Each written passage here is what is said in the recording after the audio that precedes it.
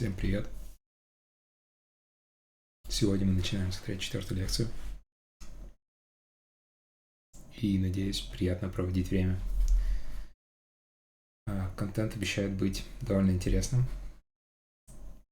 Сегодня у нас будет, наконец-таки, тема, как вводить и выводить данные из Haskell, учитывая всю его чистоту. И краеугольный камень всего Haskell — это монады. Что это такое, как с ними работать. Должно быть интересно. И го-го-го, погнали смотреть.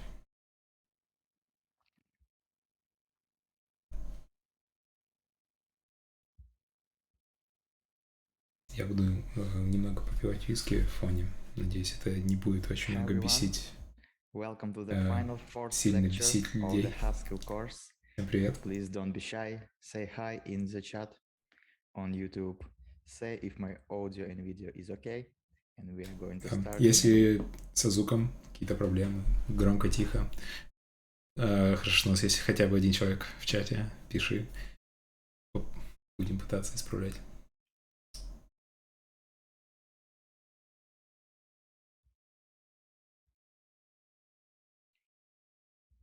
Cool.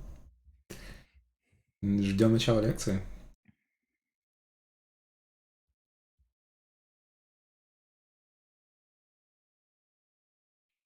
Думал постримить вчера, но Твиттер решил выбрать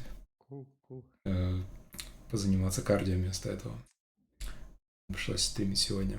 Как понимаете, Твиттер — это все. Без Твиттера никуда.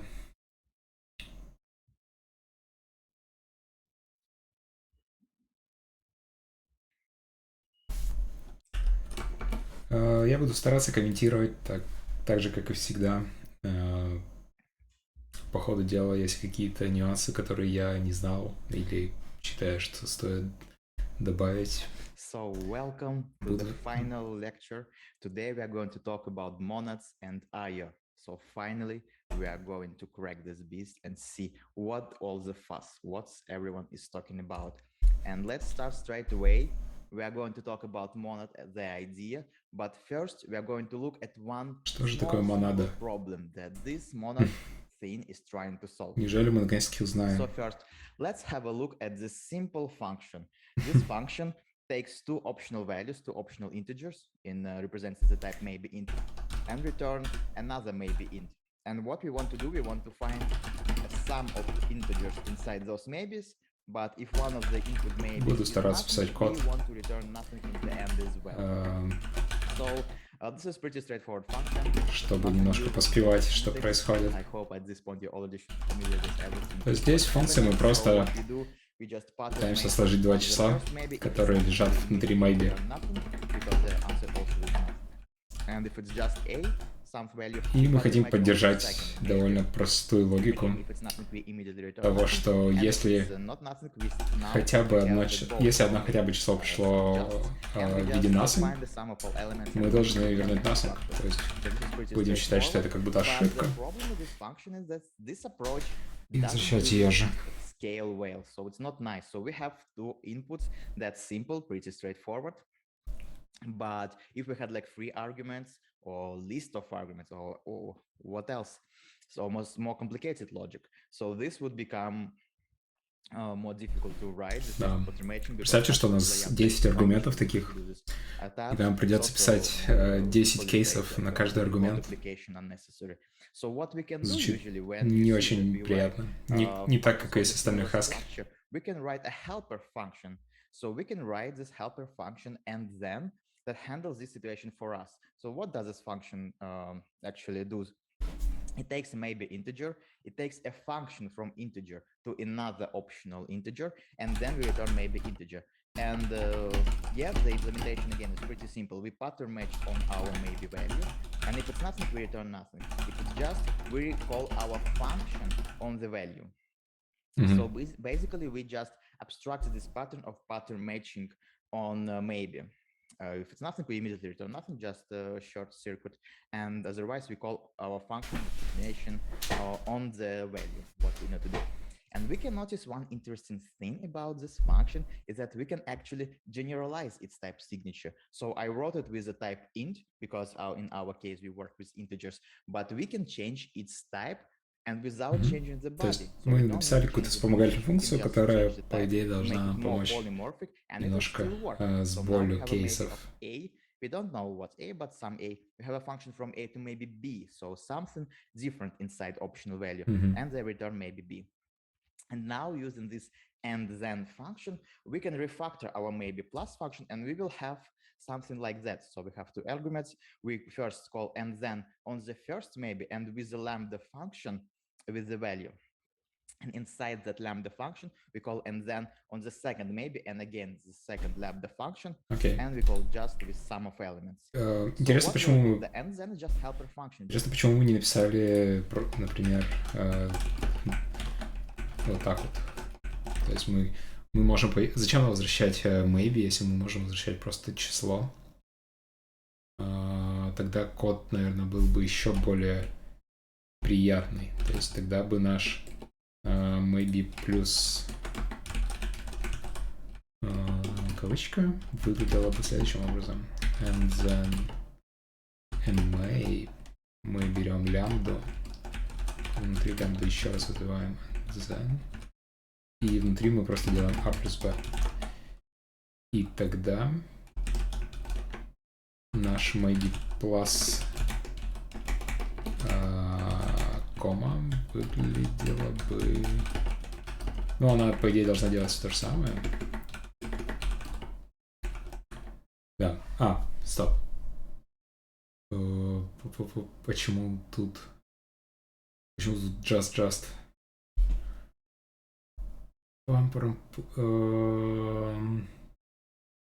Ну, окей, да, понятно.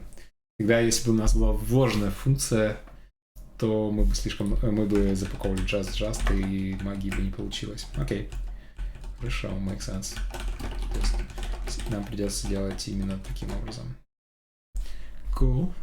Да, это выглядит гораздо более приятнее, чем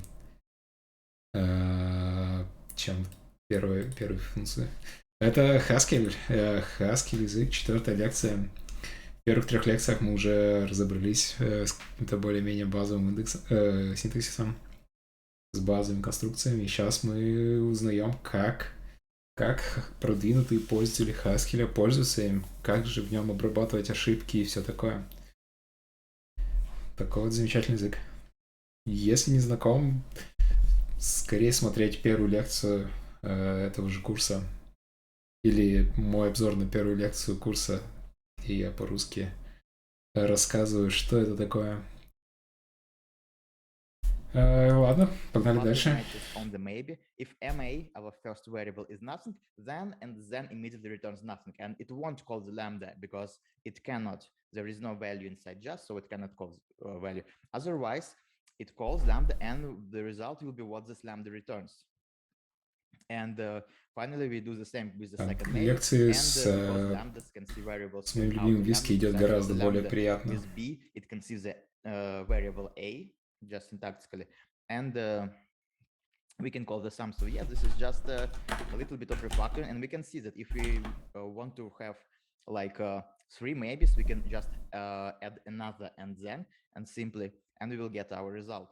This is pretty straightforward. If you don't immediately see how we came up with this implementation, try to refactor the previous maybe plus function. So try to get rid of one case, doesn't matter which one, with and then, just helper function, and you will see that your function became simpler, and then you can change another case, and you will get the same. По сути, функция, которая транслирует ошибку или делает что-то более полезное.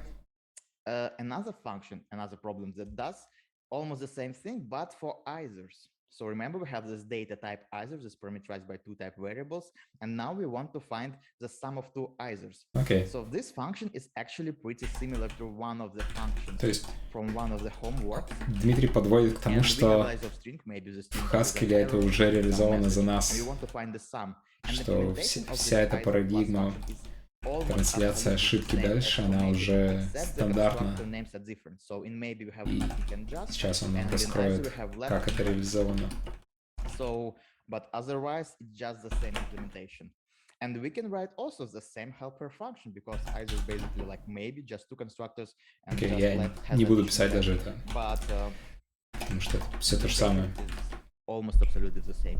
So nothing like interesting involved. We can just copy paste and change names. It's simple refactoring. And here again, we can notice that we can generalize the type signature. So we work with our particular either string in, but we can write a more polymorphic type signature that takes either EA, it takes a function from A to... Как лямбда индексируется, им ты можешь сразу вызвать конкретно?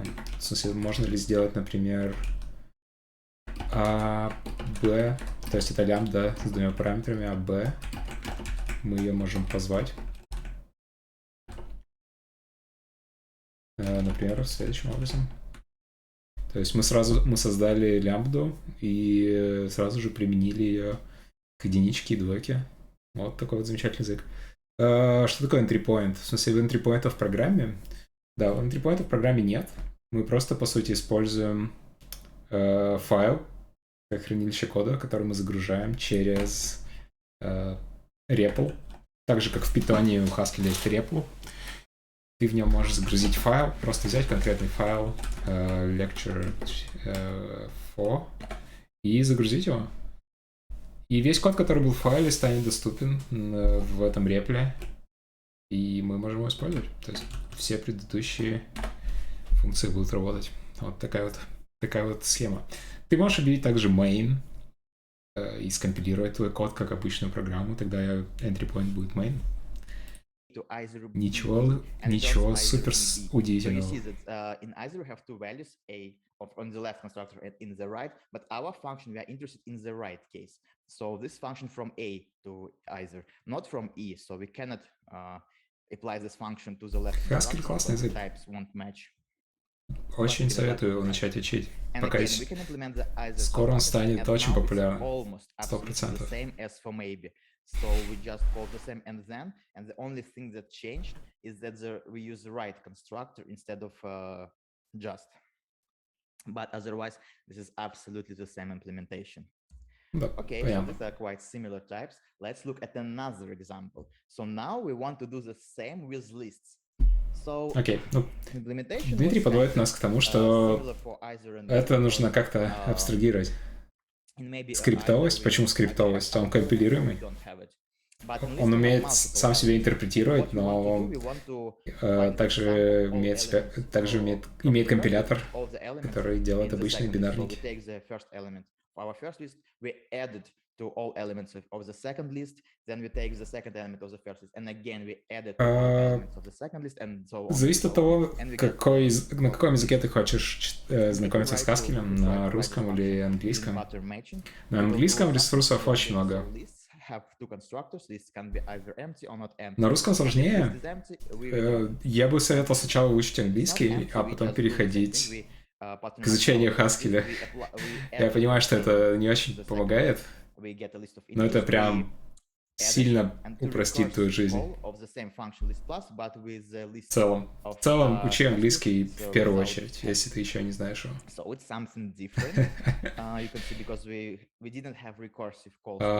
На английском есть довольно много ресурсов. Давайте... У нас тут человек в Дискорде сделал классный набор ресурсов. Сейчас, секунду, я скину его в чат. В этом...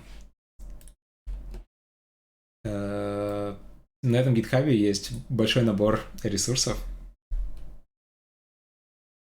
Можете начать просто смотреть, что там есть. Мне кажется, там перечислены все самые популярные ресурсы, с которых стоит начать, ну, даже не стоит, можно начать изучение Haskell. Также, как стартовую точку, я советую посмотреть вот эти лекции, которые я сейчас смотрю. Они называются Haskell Beginners. Не нужно учить теорию категорий, чтобы начать программировать на Haskell. Но английский язык — это не теория категорий. Английский язык — это гораздо более полезная вещь в целом в жизни. Курс лекции называется Haskell Beginners. 2020 можно легко найти на YouTube. На Haskell довольно много enterprise на самом деле. Он просто, довольно много для Haskell. Даже я, например, сейчас живу в Лондоне, работаю в крупной компании, и у нас довольно большой кусок enterprise на Haskell. То есть я пишу за деньги на Haskell довольно успешно.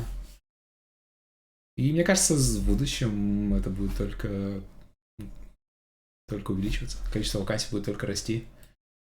Поэтому самое время запрыгнуть в поезд Haskell и начать его учить. Чем мы, собственно, здесь и занимаемся. Давайте продолжим. So again, it might not be obvious why it looks like this, but it's similar in the same shape. So just we're trying to catch this pattern matching of list. If it's empty, we do empty list. If it's not empty, we do the thing that we want, and we recursively call it. And if we change the Подписывайтесь на мой твиттер, кстати. Я постараюсь довольно часто проводить стримы по Haskell и в целом постить информацию интересную. У нас также есть Discord, где мы обсуждаем Haskell и не только.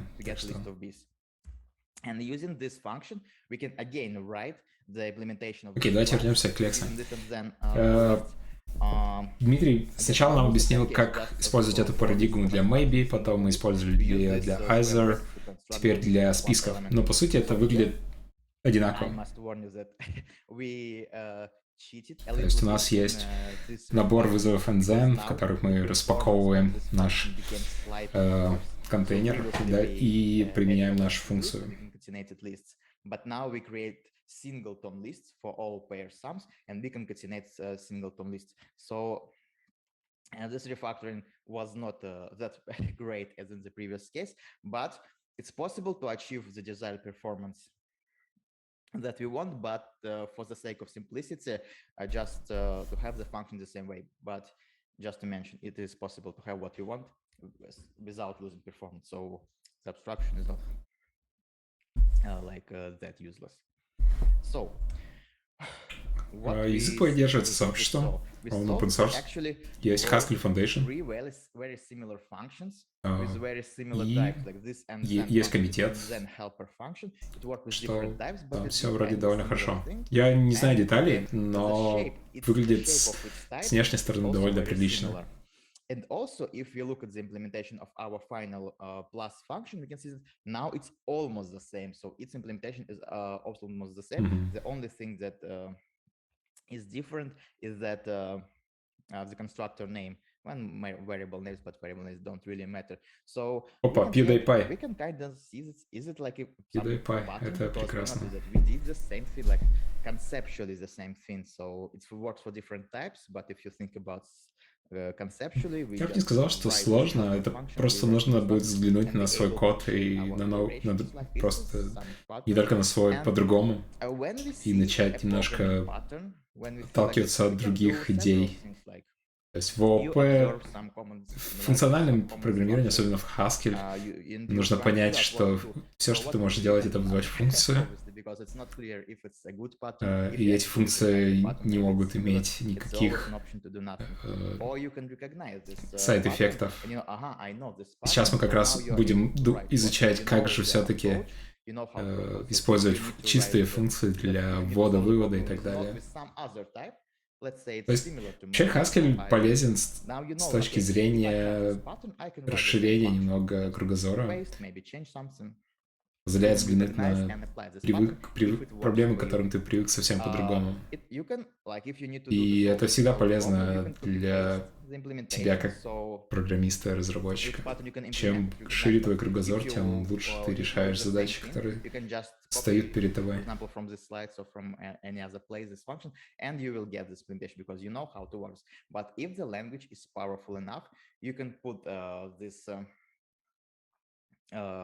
Like a pattern in some kind of abstraction and reuse it and write functions that use this pattern and rely on some specifics of this pattern.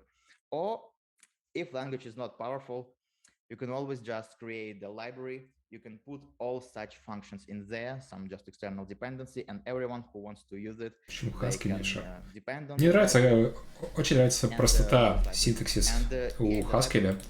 То есть, что может быть проще, чем объявить функцию на Haskell? У тебя есть функция add a b, a плюс b. Таким образом, ты объявил функцию из a, у которой есть два аргумента a, b, которая просто их складывает. Ты загружаешь ее, и у тебя сразу же есть функция. Она строго типизирована. У Haskell довольно приятный способ работы с типами. Очень богатый функционал для работы с ними. При этом язык строго типизирован. То есть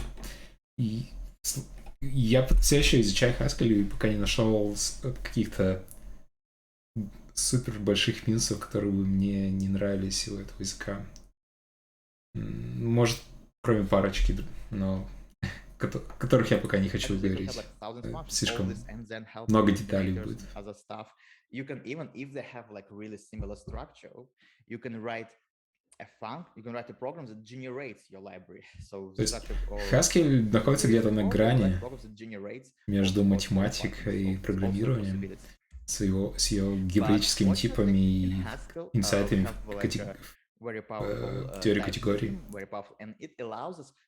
С какого языка перешел на функциональщину? Я Haskell учил еще в университете, то есть я тогда не сказать, чтобы знал какой-то язык в принципе. То есть Haskell был одним из первых языков, которые я узнал. И это, я считаю, был большим плюсом в моем развитии. Окей, давайте не пропустим монады. Нам рассказывают, что такое монада. Монада — это способ обобщить наш паттерн работы с NZN.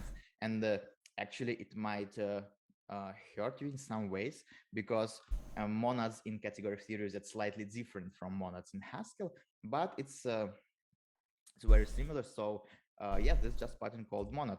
And to see what we are trying to achieve here, what we are trying to do. So we want to avoid writing these three functions. So we want to be able to write this function only once and make it work for different types. So we are not trying to avoid writing and then function multiple times. So and then works for maybe, for either, for list, that's okay. Like we are okay with having the single function per data type. It's not a problem. You write data type and you write one function. В субботу, кстати, я постараюсь порешать задачки с этой лекции. То есть у этого курса, кроме 4 лекций, есть 4 набора задачек под каждую лекцию. И я думаю, в субботу где-нибудь днем постараюсь завести стрим, где мы будем решать их. Так что подписывайтесь, приходите. Будем разбирать функциональный язык.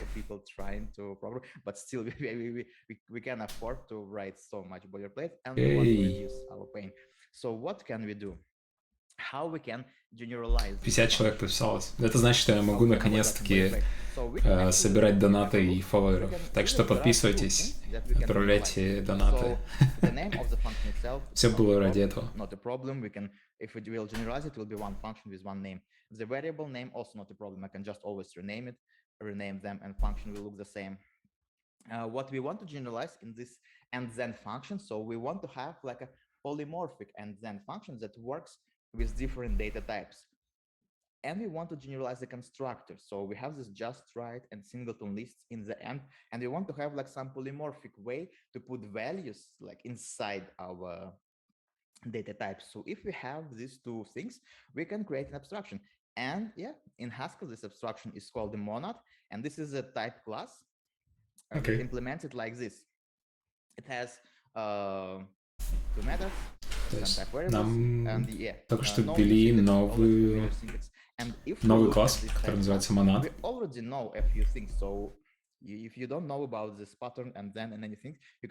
Который обобщает то, что мы только что пытались понять с помощью оператора монада. So yeah, in other programming languages, return is kind of keyword that. Оператор, по-моему, называется bind. It's not the same. It just Я думаю, про это еще расскажут. Надеюсь. Почему он так называется и как он вообще называется. If you come from different backgrounds, but here return only means that we just put value in our data type. And the second method is written as an operator with this like two equal signs, with two greater signs and equal. This operator is called bind. So it's not, we cannot see this from the type class. I'm just now telling you that this operator can call bind, so I can refer to this name, but this is just an operator. It's an operator that takes two arguments, and it's a higher order function. So the second argument of this operator is a function. And we also see that this is type class for type constructor. So this M type variable, it's applied to A. So types like int or boolean or character, they cannot be monads. So these types, because they have a different kind. Мы должны иметь kind звездочка, чтобы использовать монаду. Okay, so we learned a lot just by looking at these 3 lines of code, but just by looking at code, we don't see everything. So we cannot see all the things. So for example, we can see instances, how they're implemented, because if there's type class, there must be instances, otherwise why do we need it? So we cannot see them. We need to actually look at specific instances.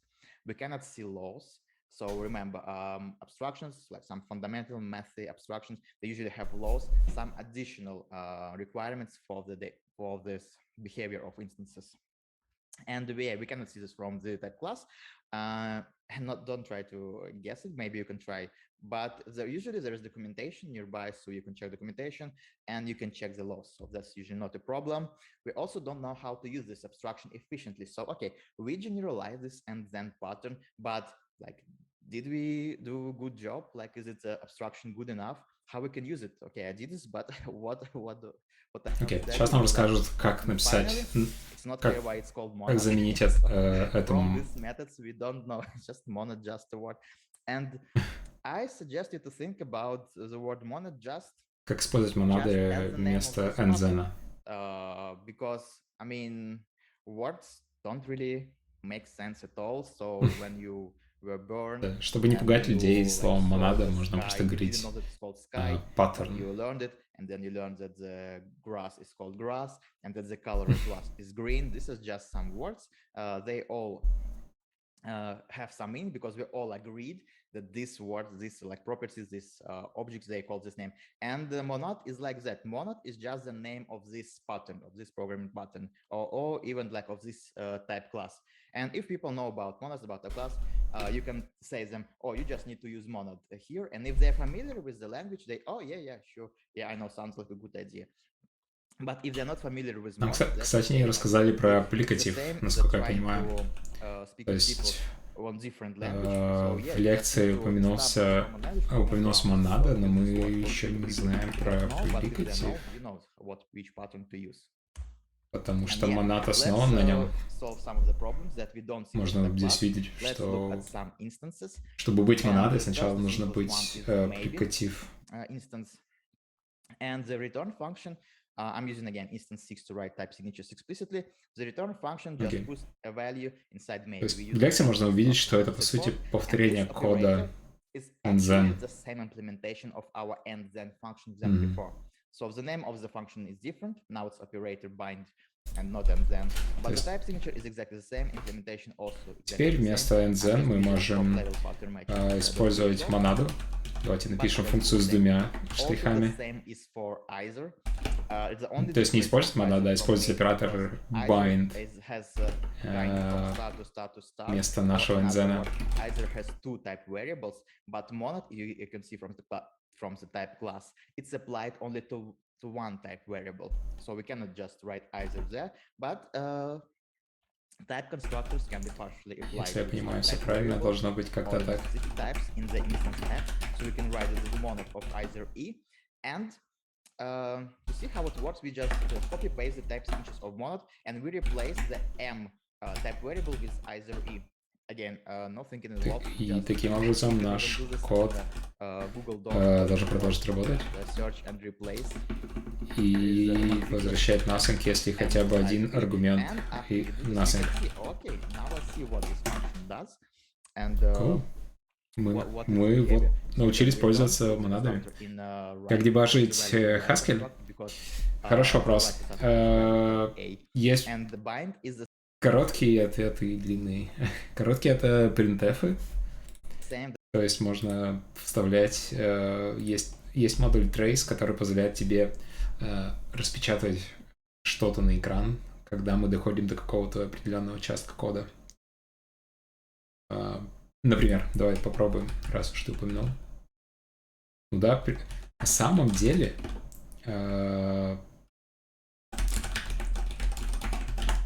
принты всегда должен быть первым способом, когда ты дебажишь программу.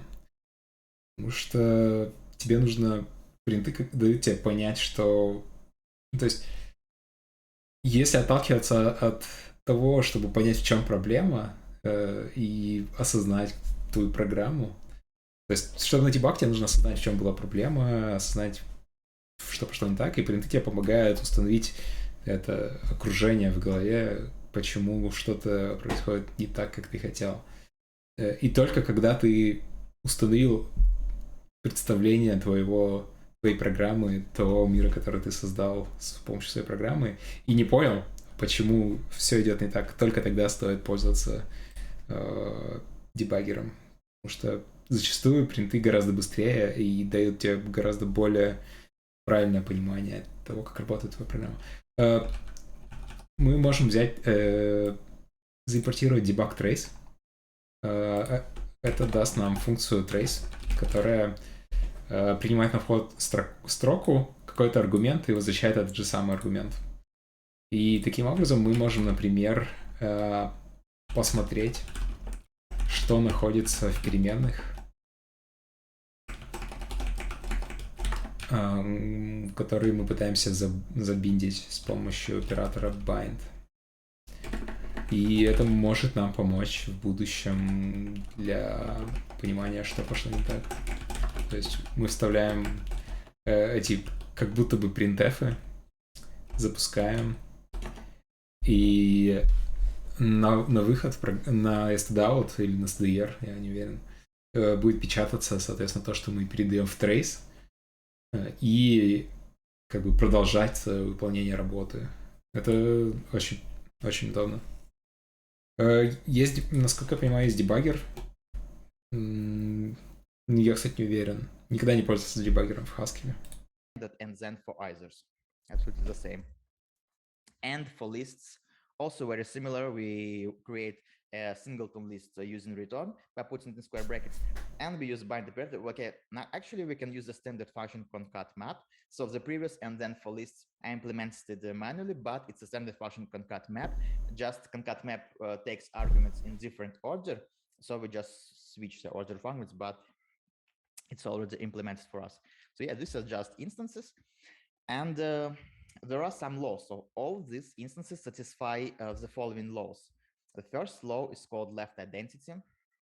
So what it says is that if we return some value and then we bind to a function, то есть если мы что-то положили в монаду и применили к функцию f, мы хотим получить просто результат, как будто мы применили f к этому элементу. Called right identity, that if we bind some monadic value to function return, то есть если мы попытались использовать то, что лежит в нашем монаде с помощью return, мы должны получить ту же самую монаду. Shouldn't do anything like any suspicious things, we can just not do it. And the final law is called associativity. I'm not going to try to pronounce this. Just believe me, this is associativity.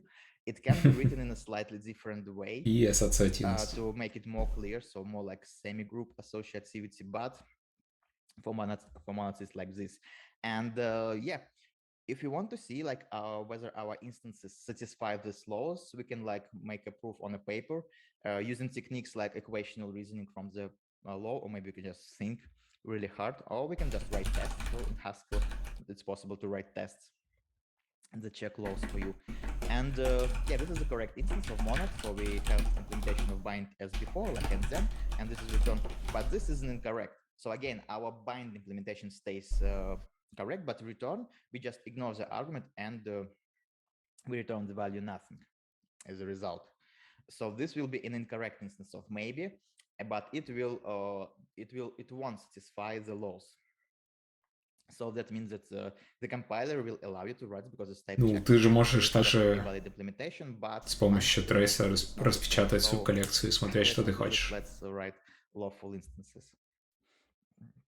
And let's now have a look how we can use this monad abstraction to solve our problem. So we had this and then function working with different data types, but they have kind of similar shape. So now instead of having different and then functions for different data types, we have a single polymorphic operator that works with some monads. So the data type needs to implement. Можно посмотреть, какие монады, какие инстансы по умолчанию уже существуют. То есть у нас есть монады для either, для списков, для maybe, для io. Для io мы узнаем чуть позже, что это такое. Как собственно, пользоваться вводом-выводом. Для применения функций. Что это за оператор? Мне кажется, это либо для типов, либо для функций. Интересно, надо будет потом посмотреть. Окей, также есть монады для таплов. That takes an element and creates a singleton list. So this like kind of funny operator usually called robot monkey operator, but you can see it's not a single operator. It just partially applied colon operator to the empty list, but it looks funny. Yeah, but now instead of this separate constructors, we can use the return function that takes a and puts it in some monad ma. And yeah, now using these functions, we can refactor our previous example of functions that we wrote. So remember, this is maybe plus function. We don't want to write 3 times or like infinite times for infinite data type this function. We want to write it only once. So let's refactor this function using the monad and make it more general. This is the previous implementation. The first step is we are going to use the infix form of the and then operator of the and then function. So functions in Haskell can be used like Сейчас нам рассказывают, как заиспользовать оператор bind вместо nzen, который мы написали ранее. Ну, мы это уже написали. То есть, если убрать trace, чтобы он не смущал никого, мы увидим, что мы уже используем bind. That's because lambdas they parse everything to the end. So if you use lambda and you need actually everything goes after the lambda, you can just remove brackets. Действительно приятно. Of course, if you want to pass lambda and something besides lambda should go not inside lambda but outside, you need to put round brackets. But here код становится еще более приятным. Round brackets and simplify our code a little bit. Just looks a little bit cleaner. So next step, we can replace our end-then, our custom function then, with an operator. Только мы дойдем до do-нотации, станет понятно, зачем все это нужно. Потому что сейчас может быть непонятно, зачем мы, ради чего мы это делаем. Выглядит так же в целом, как и использование nzen.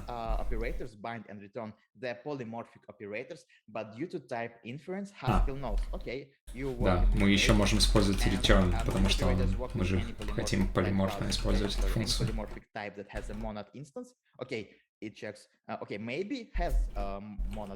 Если будет работать для just,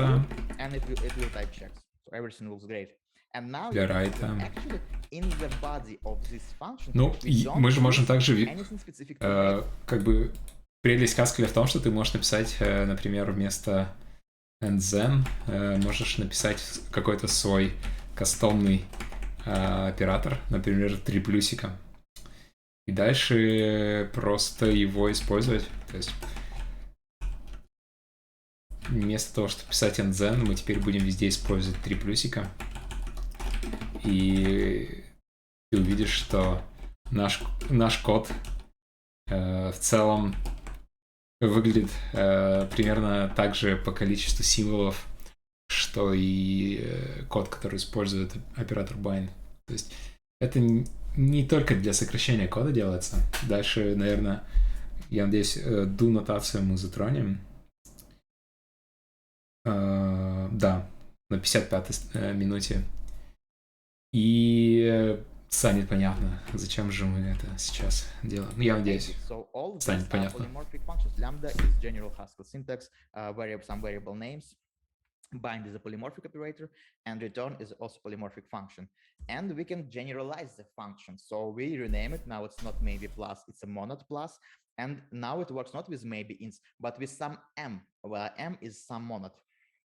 And m we take 2m of ints and we return m of ints. So this is now a general function. And now we don't need to write all these three functions for maybe, for either, for list. Да, вот это, конечно, приятно. То есть we can just write a single function.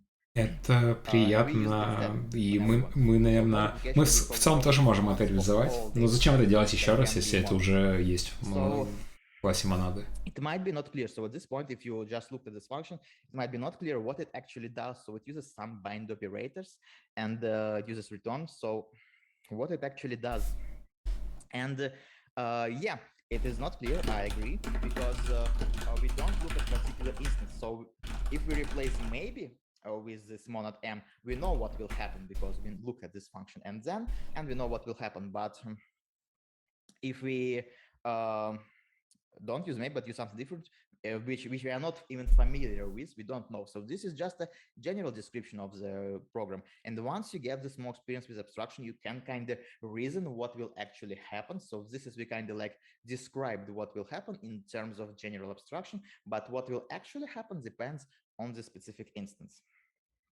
And it's totally fine. So people say that they want to understand monads, but it's actually important to understand how specific instances work. And you can use this operators like bind and return. Дмитрий говорит, что в целом монада — это просто паттерн обработки данных в Haskell. Не нужно понимать монада в целом, надо просто посмотреть, как работает конкретный инстанс, чтобы как бы осознать, в каких случаях лучше им пользоваться, а не просто пользоваться монадами, потому что это прикольное слово. And now monad is a part of family. It's a so-called hierarchy of type classes.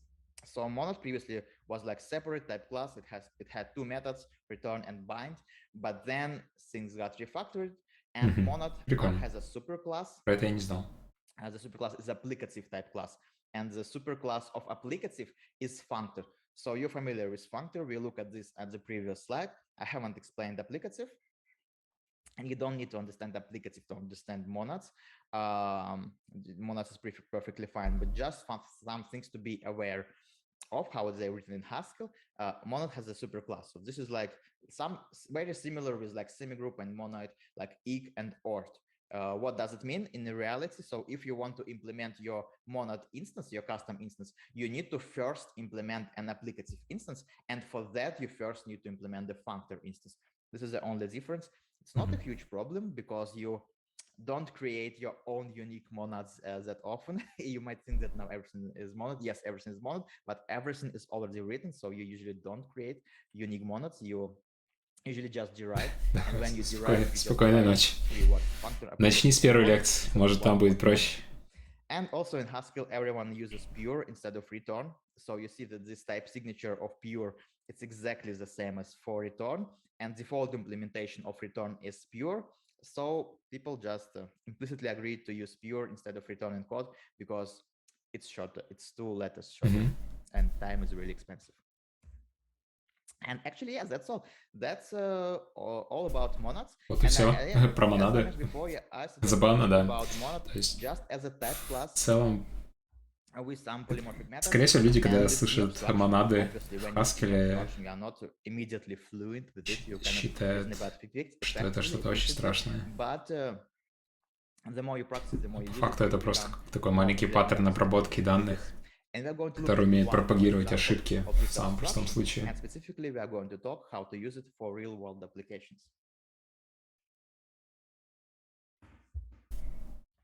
Okay,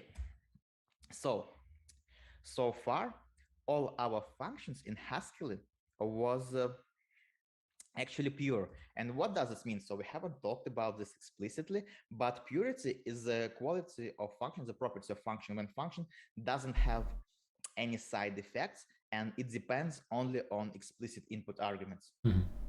So, for Да, example, то есть function like map. я думаю, про We это see that уже it takes a все, higher order function уже of все A, понимают, it takes a list of что A's and функции returns в a list of Haskell this is a чистые. pure function, and from this type signature, so in Haskell, because type signatures and functions are pure, I can see that I already know that this function, it won't send like requests to some online services. It won't read any global mutable variables or even change those global mutable variables. It won't mine bitcoins for me when I call it. It's just pure. It doesn't do anything special. And that's a nice property, and purity is a nice property in general, because if you have pure functions, you have lots of benefits. So first is determinism. You always know what the function will return for the same arguments. So if you give the same arguments to a pure function, it will always produce the same result.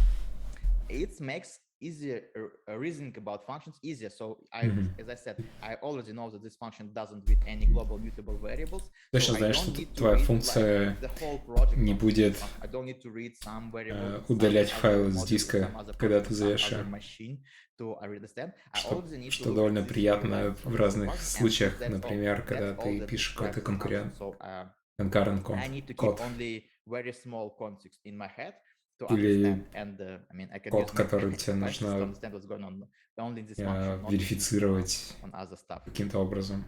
It's also, pure functions are simpler to test, so I don't need to set up a database or configure an environment to test a pure function. I can just run it on input, and I test it on some output, and I know that this function will always return this result on this input and output. So I already have these guarantees, and pure functions are really composable, because if you compose pure functions, you get pure function as a result. And if your pure functions are total, meaning that they always return input, always return result no matter what input is, that the composition of pure total function also will be a pure total function. Purity enables some optimizations, because as I mentioned before, if you call the pure function on the same argument several times, its result will be the same. So compiler, when it tries to analyze the code and it sees that you call a pure function several times with the same argument, it can safely just call this function once, like remember cache the result, memorize, and reuse it. So you don't need to worry about that. You can call it, and compiler will just immediately optimize it automatically. It's very simple. And actually, pure functions are really nice in parallel. Не то чтобы есть что много комментировать, пока мы слушаем про то, насколько как хороши чистые функции. Мне кажется, чистые функции и Haskell — это примерно одно и то же. То есть можно воспринимать это, почему Haskell — это хорошо. Actually, we don't always want just pure functions. Sometimes we want to have like actually want to have side effects. And by side effects, what I mean, so side effects is anything that happens beyond your program. So for example, printing to terminal, reading from files, sending requests online, talking to some other machines. So these are the things beyond your program, and when you can observe these effects externally, so these are the side effects, and we want actually to have them, because otherwise programs won't be that useful. And actually, in the beginning, Haskell didn't have any side effects. So when Haskell was created, it didn't have any идеальный язык, который нельзя ничего решить, но он but they didn't know how to introduce side effects совершенно чист. to make it work. And it was just a black box. And the only side effect Haskell programs had is that just hitting your computer. That's all. So they weren't really useful. But this problem was solved in a nice and elegant way. But let's have a look why it's actually a problem. So why it's a problem to have side effects in Haskell, as we know at the moment. So let's think. We want to have a function getLine that will read a line from the terminal, and it will return us. So this function with side effects, it returns this line from the terminal. So let's think how its type actually can look like. So we don't need to pass anything to this function. Такой вот интересный тип функции IO string. This is getLine. Okay, now how about reading two lines? So we want to read two lines and put them in a list. Проблема этой функции в том, что она не является чистой, то есть она может возвращать в целом довольно произвольные значения, то есть эти значения будут зависеть от того, что я ввожу. То есть мы не можем быть всегда уверены, что результат функции будет всегда таким же. Remember, Haskell is lazy. On the first lecture, when we talk about similar example, we see that this operator just walks through the elements and it doesn't evaluate. So О, да, это, кстати, тоже прикольная проблема. Call getLine for the second element, so we will call getLine only once, and we won't read the То есть мы хотим прочитать две строчки и взять вторую. Давайте one. И за счет того, что Haskell ленивый, он просто пропустит первый getLine полностью и просто позовет второй. Что, скорее всего, не то, что мы имели в виду. And it's actually things really crazy. So if we call this, if it's lazy, if it doesn't read the first line, it means that the final result, it will depend on how we actually call our two lines. Довольно забавно. Я довольно много писал на Haskell, никогда не задумался о конкретно таком примере. Он, конечно, показывает некоторые проблемы.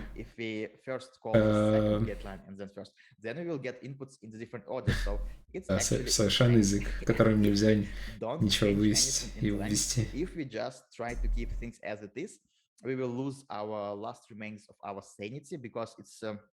Really hard. It means that evaluation depends on how some person called this function somewhere else, and this is really crazy to think about. And something needs to be done, and something was actually done in Haskell to solve this problem. And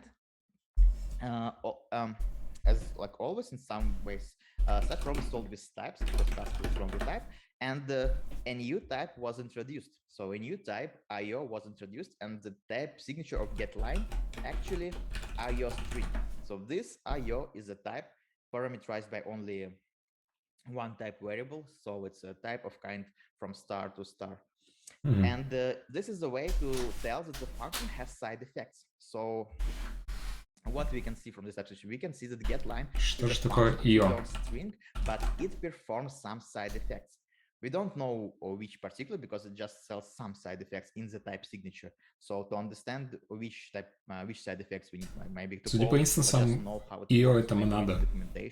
And then we will know which particular side effects. But from the type signature we can only see that it's required. Сейчас нам должны сказать, что как это связано с монадами. Well, it's data type. It has some internal implementation. I suggest not to look at this implementation for now, just to keep things simple. But you can treat this IO data type as an opaque data type. So let's assume that that it doesn't have any constructors, so that we cannot create values with the type, and we cannot inspect, so we cannot pointer match on IO. So let's just assume that how it is. It makes it a little bit difficult to work, but actually because IO has the monad instance, it allows us to work with IO. So in monad instance, we have these two methods, return and bind, and return takes A and puts it in IO of A. So давайте использовать bind. So we don't need to care how IO implements internally. We can just use return to put values inside IO. Таким образом, мы можем наконец-таки создать список из двух строк, которые прочитаны с имя, и взять второй. Или нет. So again, it doesn't matter how this methods implements internally, it's just some internal implementation. And well, usually when you program, you don't look at all internal implementation. So what you write, you can still нужно вернуть монаду. It's just an interface. And it's important to think in terms of like programming using this interface. It might be difficult, so let's have a look at how now we can implement the get2lines function. So now get2lines it also И теперь наконец-таки она будет работать так, как мы хотим. It returns a list of strings. На самом деле, REPL тут немножко халтурит, и он делает некоторую работу за нас. То есть на самом деле на выход у нас возвращается не просто строка вторая, а строка внутри монады IO. То есть REPL немножко тут помогает нам и автоматически выводит строку на std-out. Но в обычной программе нам надо будет ее также сначала достать из IO, чтобы что-то с ней сделать. Which line will be read first in which order. So we read one line, we read the second line, and then we put the first line on the first place and the second line on the second place. And now we have total control of what's happening. So we see that we first read two lines, and then we put them in the order that we want. We can change the order, we can not put lines, we can put many lines, or stuff like that. So yeah, it's actually more explicit about what it does. But okay, we wrote this function, but how we can actually use it? So this is IO type. So if we can that pattern match on it. So when you work with maybe, you can pattern match on maybe and extract things from maybe or from list. Okay, if it's nothing, if it's empty or empty list, you need to return some default value. But how we can work with IO if we cannot pattern match? How we can extract the string from the get line, from IO string? And this is a good question and really popular question. Никто не понимает, как доставать строку изнутри IO. And to understand the answer of this question, it's helpful to think about IO in terms of following abstractions. So it's like the difference between... Когда капитана Воробья спрашивали про ключ от сундука, он ответил, что вместо ключа у него есть рисунок ключа.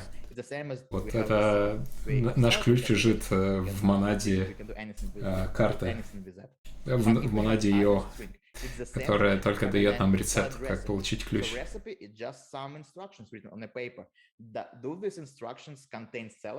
No, you cannot just extract the salad from these instructions. You cannot extract the same with IO string. You cannot just grab a string from IO string salad recipe. It's a description of how to do salad. So you can get salad by performing all these instructions, all these actions, some evaluation, and then you will get a salad. But by itself, this recipe, it doesn't contain salad, so you can't. So that's why you cannot just extract string from IO. So what can you do? Well, you can run actually IO simply in GHCI. Let's look at the simpler function to see how it works. Of this, there is another standard function, put strlen. It takes a string and returns IO of unit. So what this function does, it takes a string, it prints this to terminal, so it performs some. Есть функция, которая выводит строку на std-out. And unit, this round brackets, is a very simple type. It has only one constructor of the same type. This type also named as unit. По сути, это просто Haskell has a lot of types. Такой аналог void. Yeah, just simple type. Я так понимаю.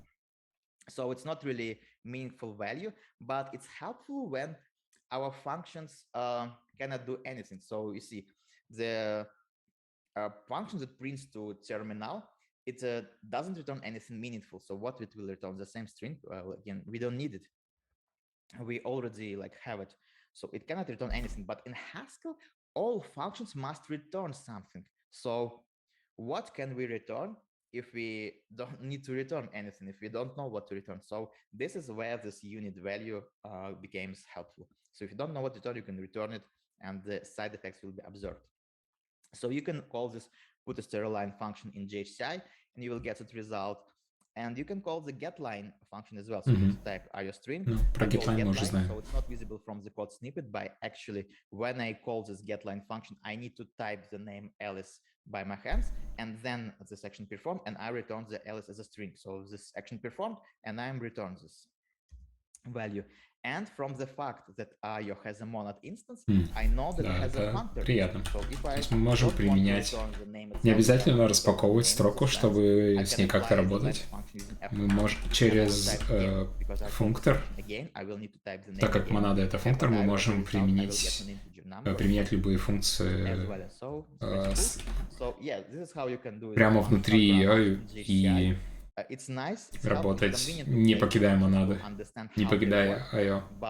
it's not like real programming. It's not convenient to write programs. How we actually run Haskell programs? And the answer is that Haskell programs, the starting entry point of Haskell programs is the main function in the module main. So in your program, you have the special module called main. And this module has a function called main. It's type IO of units. So your program, it shouldn't return anything. It does something, some side effects, but it doesn't return anything because you cannot absorb this value outside of the program. And inside this main, you can do anything you want. Yeah, this is Это приятно. And Haskell, it will Мы можем делать все, что угодно. Это самое важное. Action by action, what you describe. So, for example, here's a simple Например, program. ну, я не буду писать main, потому что надо будет компилить, чтобы как-то посмотреть на это. Посмотрим просто на пример. Ну, это довольно понятно, как мне кажется. Таким, тут наоборот, все знания о существующих языках должны помочь. У нас есть функция main, мы компилируем файл, запускаем бинарник, и все работает. То есть тут Haskell ведет себя наиболее похоже на все стандартные языки.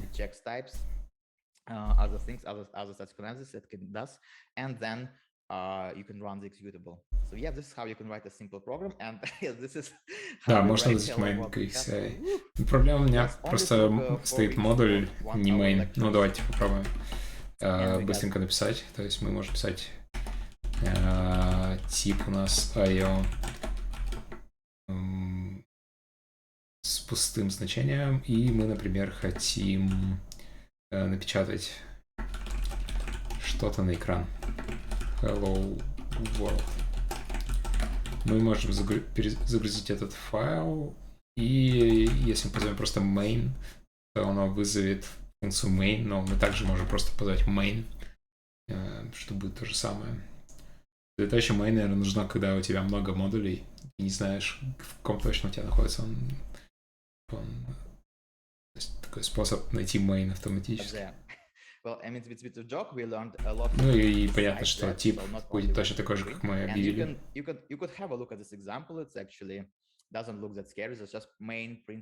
Да, то есть что выглядит очень просто. То есть у нас есть функция main, она равна вывести строку. Как можно не влюбиться в этот язык?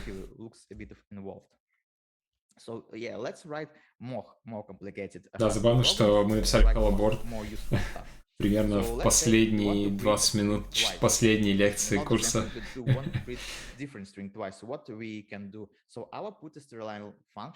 It returns unit, so returns nothing, prints only one string. So what can we do to print two different strings?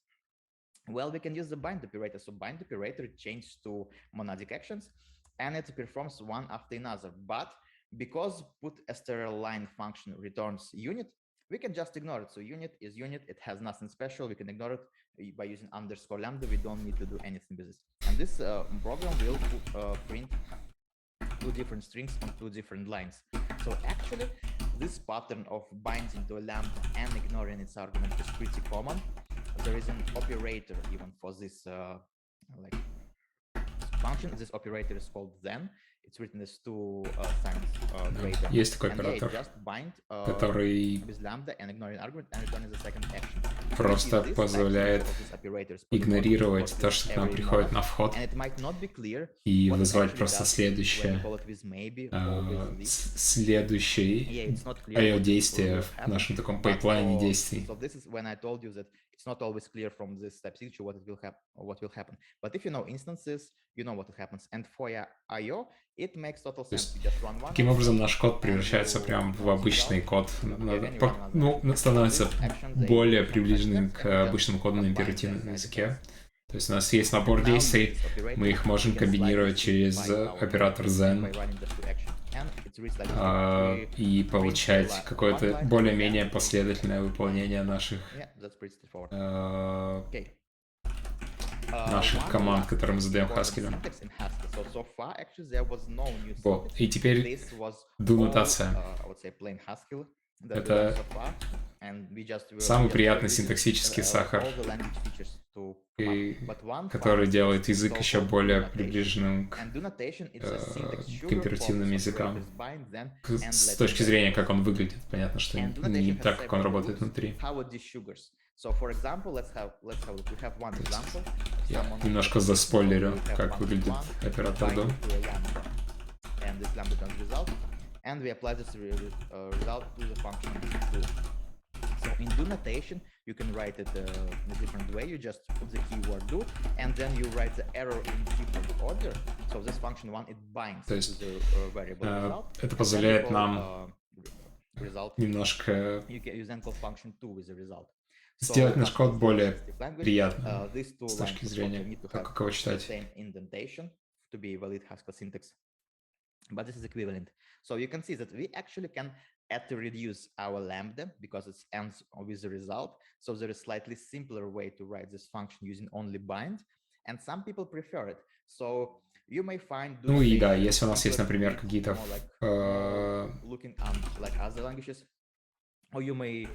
функции, которые возвращают ее, мы можем сначала забиндить к какому-то имени значение, которое должно вернуться, и уже использовать его во всех дальнейших функциях. То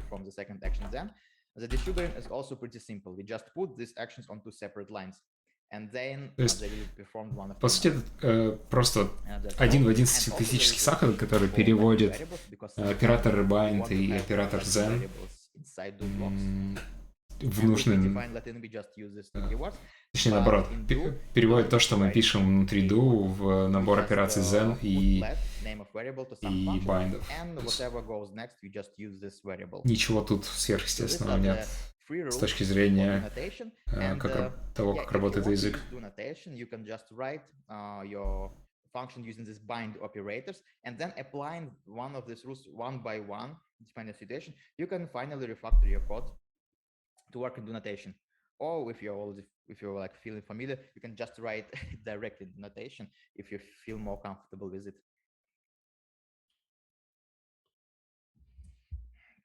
So yeah, let's now look at slightly bigger example how we can use this do-notation. And we want to write a very simple program.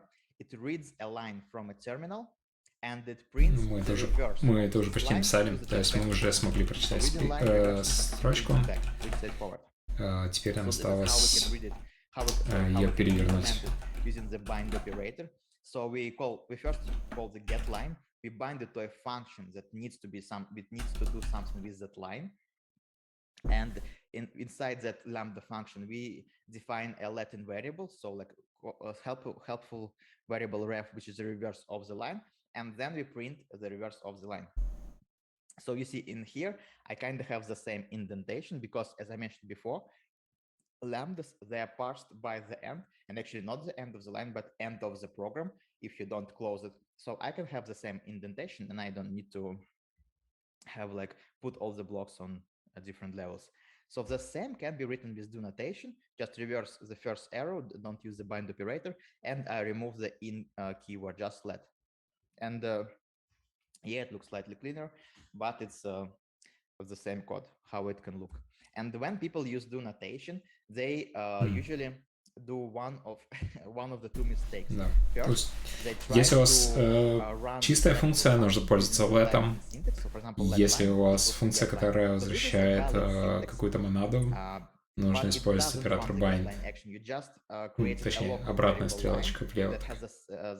That performs exactly the same thing as getLine, but you didn't run the getLine. So let is just ls, just different name. It doesn't perform any action. Another mistake people do, or it's the opposite of this.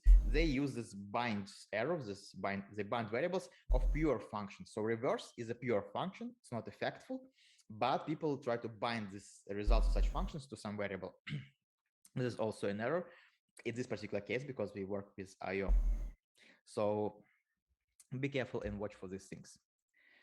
So yeah, we looked at like Haskell and IO real world.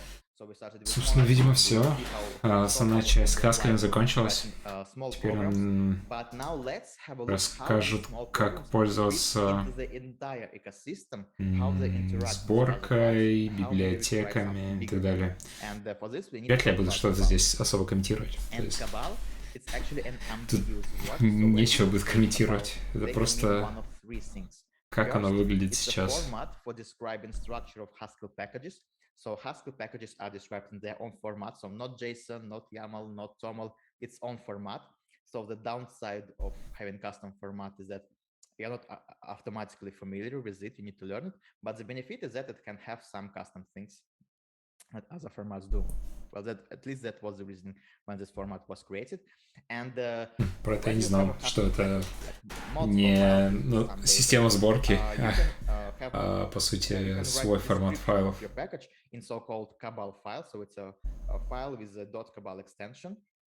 This is kind of well, and also смотря как относиться к этому. It's a build tool itself, не знаю. So it's actually called cabal-install, but just cabal. And this is build tool that reads Haskell package descriptions in this cabal format, and it builds the package with information. So yeah, when I'm going to talk about, I will clarify which one I'm using particular, but just mention if without context, it might not be clear what cabal actually means.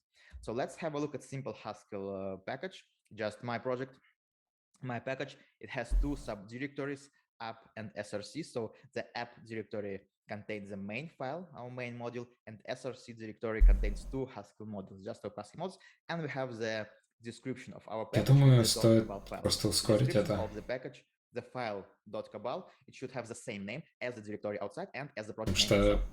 Не то, чтобы здесь будет что-то очень сложное или непонятное. Здесь скорее просто информация про то, как задаются проекты в Кабале. То есть мы тут просто пишем, какие у нас библиотеки, какие зависимости и так далее, и так далее. То есть ничего тут сверхъестественного по сути нет.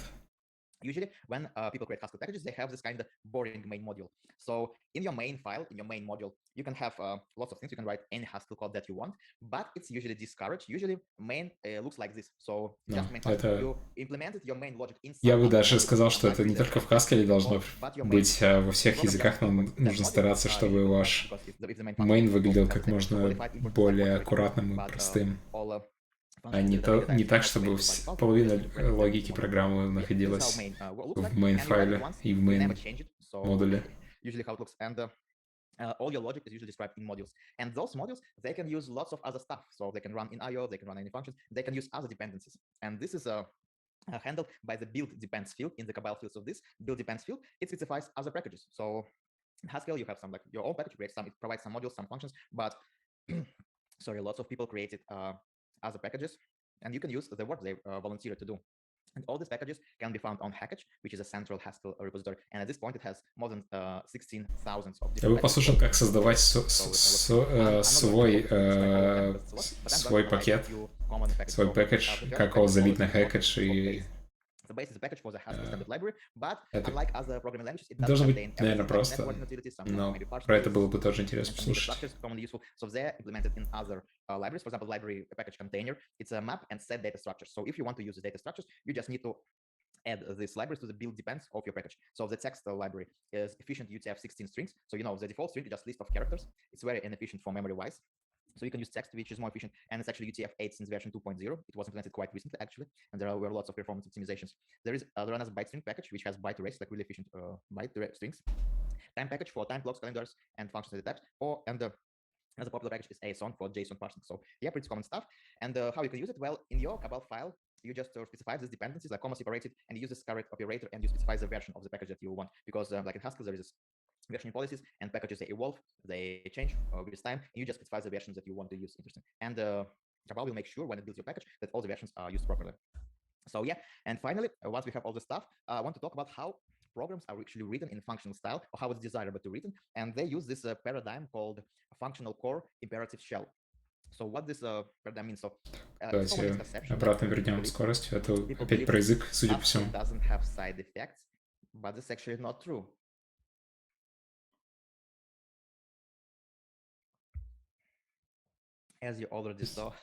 Смысл в том, чтобы стараться разделять функционально чистую и, скажем, грязную логику друг от друга как можно сильнее и как можно больше логики держать в чистых функциях.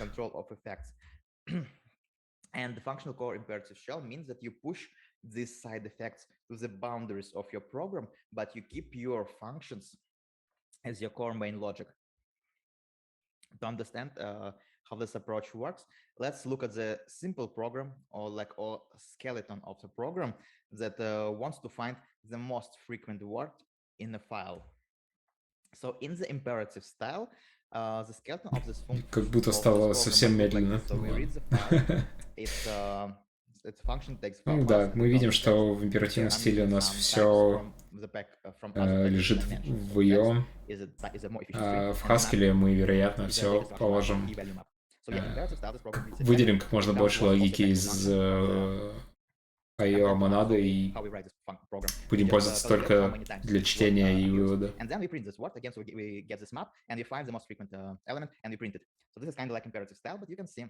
Maybe it's suboptimal, maybe some functions have wrong type signatures, but in functional style, our core main logic doesn't have any side effects. So we have this read file function in the beginning, we just read the content of the file, but then in our core, we have pure functions. So we have function count words that takes text and returns a map from each word to how many times it appears.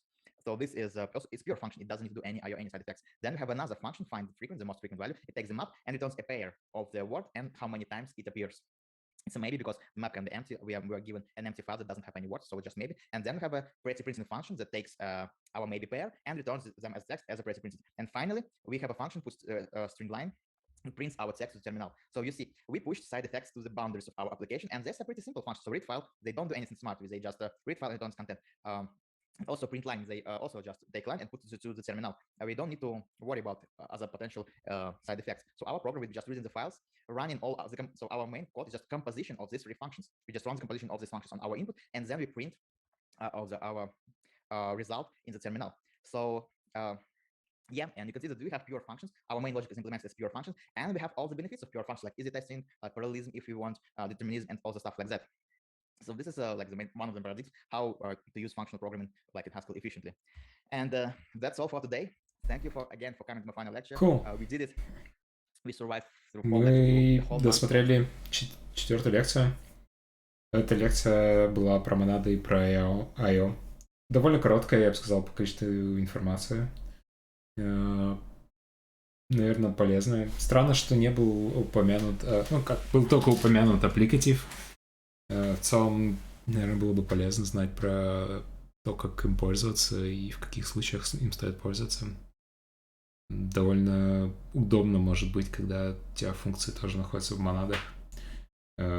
Вместо того, чтобы их распаковывать и применять, можно их комбинировать с помощью аппликатив. Но, наверное, не очень важная конкретно эта вещь была в планах, когда план составлялся курса. Окей. Cool. Сегодня было не так много людей, потому что поздний стрим. Все уже к четвертой лекции устали. Может быть, еще не добрались. Это не важно. В субботу буду решать задачки. Постараюсь завести днем. Будем смотреть, какие задачки Дима придумал на монады. И получать удовольствие. Самое главное — получать удовольствие от Haskell. Cool. Всем спасибо, кто приходил, кто остался до конца стрима. Жду всех в субботу. Всем пока.